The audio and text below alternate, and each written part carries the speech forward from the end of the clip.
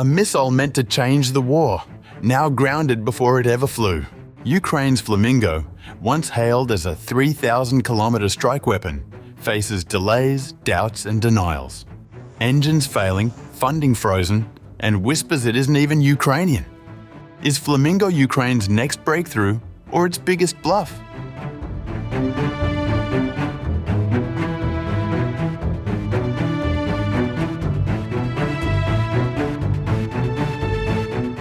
Ukraine's ambitious long-range Flamingo missile project is facing serious technical and financial setbacks.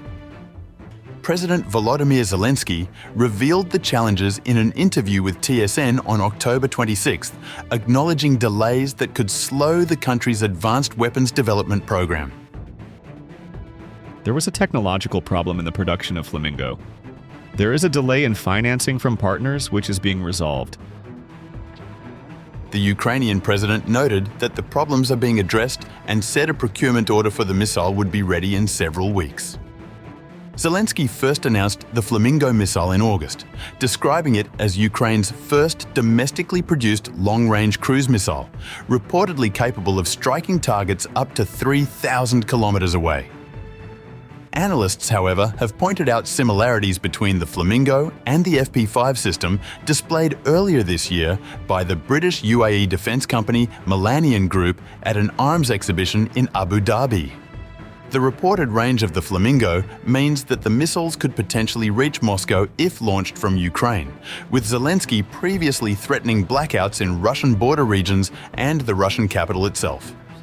Russian media claim that Moscow's air defenses have intercepted a Flamingo missile, describing it as relatively slow and powered by a Soviet-era engine with several components of Chinese origin. Additional reports suggest that the missile's fuel is being produced in Denmark, at a facility in the south of the country owned by FPRT, a subsidiary of the Ukrainian company Firepoint, which developed the weapon. The company has faced an anti-corruption investigation over allegations of misleading authorities on pricing and delivery schedules. Russian Foreign Ministry spokeswoman Maria Zakharova has said Flamingo missiles are intended to strike deep inside Russia, while accusing Denmark of being one of the sponsors of the terrorist Kyiv regime. Zelensky, meanwhile, said Ukraine remains committed to completing the missile order by the end of the year, despite the current setbacks. Notably, Firepoint, launched in 2022, quickly became Ukraine's leading drone innovator. Its FP1 drones and Flamingo missiles are credited with 60% of deep strikes inside Russia, targeting refineries and depots. Mass production has scaled up, with the company now making over 100 drones daily.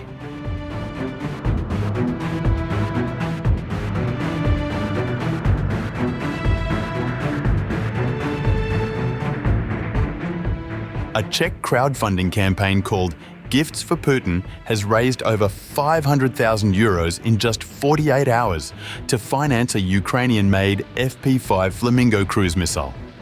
The initiative, known for supporting Ukraine since Russia's 2022 invasion, previously funded ammunition, drones, and pilot training. The purchased missile, named Dana 1 in tribute to Czech nuclear physicist and campaign co-founder Dana Drabová, will be delivered to Ukraine's armed forces, which will determine its deployment.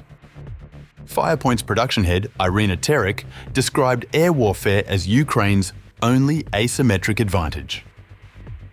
Zelensky has praised the Flamingo as one of Ukraine's most effective missiles, noting that mass production is expected to begin by early 2026. Ukrainian officials claim the missile has already struck a Russian intelligence facility in occupied Crimea. Ukraine's relaxation of defense regulations since 2022 has led to a surge in private sector innovation, with startups and industrial firms collaborating directly with the military to produce advanced weapons and test new technologies in live combat.